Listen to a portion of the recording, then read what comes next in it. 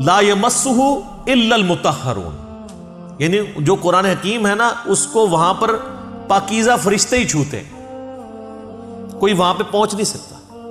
اللہ نے اسے اتارا ہے، یہ جنات کے اثر سے نہیں ہے، شیاطین کے اثر سے نہیں ہے، کیونکہ کافروں کا اعتراض تھا نا کہ یہ نبی الاسلام، اور بعض میں مخلص بھی تھے کہ یار اچانک زندگی کے 40ویں سال میں آپ غار میں جا کے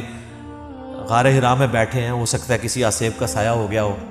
تو اس کی وجہ سے آپ یہ کلام کر رہے ہیں، تو وہ تو پھر آپ کو پتہ ہے آسیب کے سائے والوں کی حالت یہ تو نہیں ہوتی،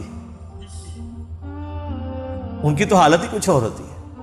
اور صحیح مسلم میں بڑی مشہور حدیث ہے نا، ایک بندہ ہے جو جھاڑ پھونک کیا کرتا تھا آسیب کے سائے کے لیے، جادو ٹونا کا علاج، اس کا نام تھا ضماد، عربی میں ضاد میم الف اور دال، اردو میں ضماد، کئی مسلمان رکھتے بھی ہیں نام وہ، لیکن وہ جن کے نام ضماد ہے نا ان کو پوچھے نا کہ نام آیا کہاں سے ہے، ان بیچاروں کو مسلم شریف کی حدیث نہیں پتا ہوگی کہ ضماد ہے کون تھا۔ وہ جھاڑ پھونک کیا کرتا تھا، مکے آیا تو اس نے سنا کہ یہاں پہ ایک شخص ہے کہ جو بڑا ایک ڈائنامک اس کی لائف تھی، یعنی وہ سب کی آنکھوں کا تارا تھا، ایک کامیاب تاجر بھی تھا اور لوگ اس کے پاس امانتیں رکھواتے تھے، بڑا زبردست، یعنی وہ ایک سمجھ لیں کہ اس معاشرے کے ایلیٹ طبقہ تھا۔ تو اچانک اس کو کچھ ہو گیا اور لوگ پریشان ہیں، ظاہر ہے جس نے 40 سال تک کوئی بات ہی نہ کی ہو اس ٹاپک پہ، اور اب وہ کہے کہ میں اللہ کا پیغمبر ہوں، مجھ پہ یہ کلام نازل ہوا ہے، تو لوگ تو پریشان ہو جائیں گے۔ تو اس نے کہا کہ میں جھاڑ پھونک جانتا ہوں، اگر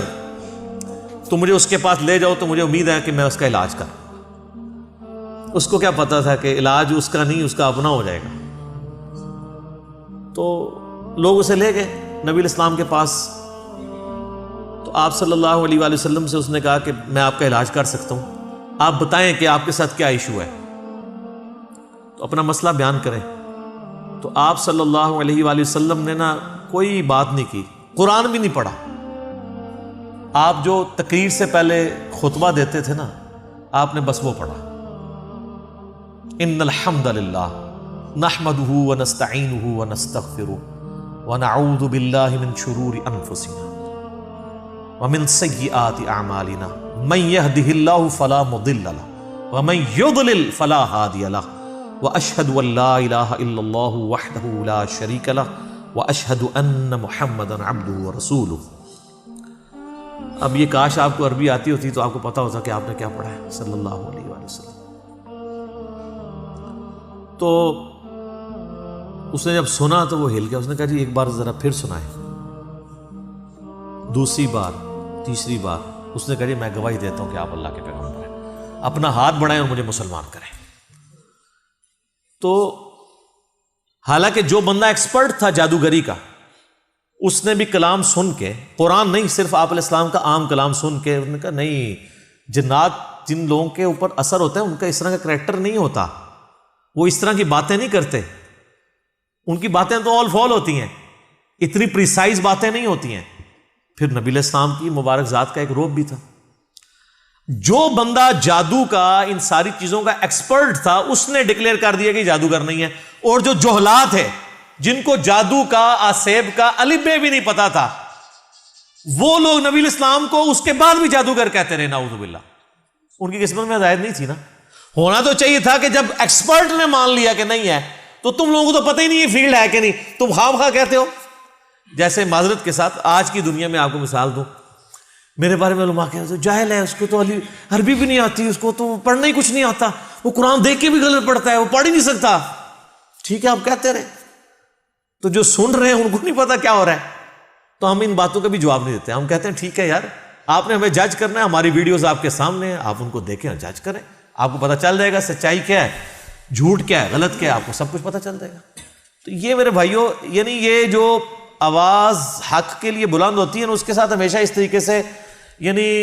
لوگ مسچیف کرنے کی کوشش کرتے ہیں، لوگ یعنی غلط طریقے سے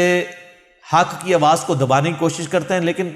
اللہ تعالیٰ جو آواز اٹھانی ہوتی ہے وہ اللہ تعالیٰ اٹھا دیتا ہے۔ ٹھیک ہے، یعنی اب یہ بھی پوائنٹ ایک اتنا بڑا پوائنٹ ہے کہ یعنی اس کے اوپر ڈسکشن ہو سکتی ہے کہ قرآن حکیم اللہ تعالیٰ نے لوح محفوظ میں رکھا ہوا ہے،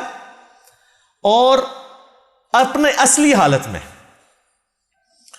یہ ہمارے پاس یہ کاپی ہے. کتنی بڑی خوش نصیبی ہے کہ ہمارے پاس وہ کتاب ہے کہ جو اوریجنل کتاب لوح محفوظ میں ہے.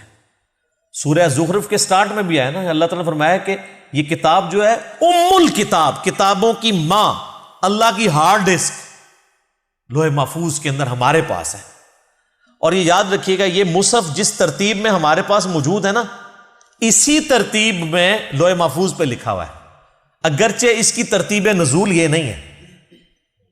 مصحف کی ترتیب آپ پتہ نا, سورۃ العلق کی پہلی 5 آیات نازل ہوئی ہیں, وہ تو پارہ نمبر 30 میں ہے. سورہ بقرہ جو ہے وہ اس وقت نازل ہوئی ہے جب 2/3 قرآن نازل ہو چکا ہوا تھا, مکی قرآن, وہ شروع میں ہے. لیکن اللہ کے پاس لوح محفوظ میں اسی ترتیب میں ہے. وہ اللہ تعالیٰ نے اس کتاب کو سرکمسٹانسز کے اوپر نازل کیا ہے, اور یہ اس قرآن کی سب سے بڑی خوبی ہے جو کسی اور الہامی کتاب میں نہیں ہے, کہ جو سرکمسٹانسز کے اوپر نازل ہوئی ہے اور مسلسل 23 سال تک.